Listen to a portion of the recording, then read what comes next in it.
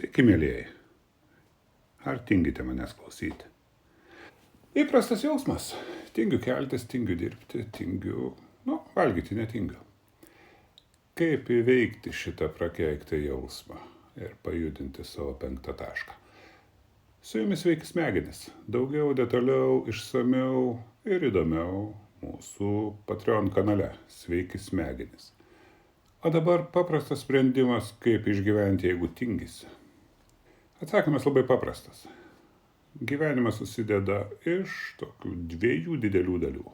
Pirmas yra disciplina, antras lūkesčiai.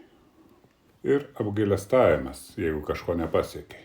Disciplina nėra sudėtingas dalykas, tačiau reikia suvokti, kad jeigu nusprendai, tai kyli ir darai. Ir gauni pasitenkinimą. Tačiau jeigu tingi, nekyli ir nedarai. Ir tada ilgai gailiesi. Galbūt net visą gyvenimą. Kaip sakoma, progos pasitaiko, bet nesikartoja. Deja, tai tiesa.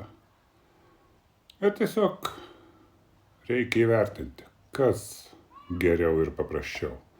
Ar tiesiog tas apdovanojimas mentalinis, dvasinis, materialinis, bet koks. Tas apdovanojimas, tas džiaugsmas, kurį gausi įveikę save, kad ir smulkmenai.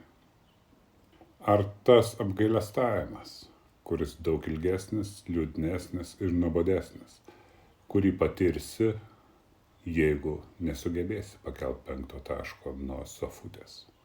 Šį kartą tiek. Ateikite pas mus į Patreon kanalą Sveiki smegenis. Ten kalbėsime įdomiau, detaliau, o naudos yra ir čia, ir ten. Nekovokit su savim, gyvenkit su savim džiaugsme ir džiaukitės gyvenimu. Iki.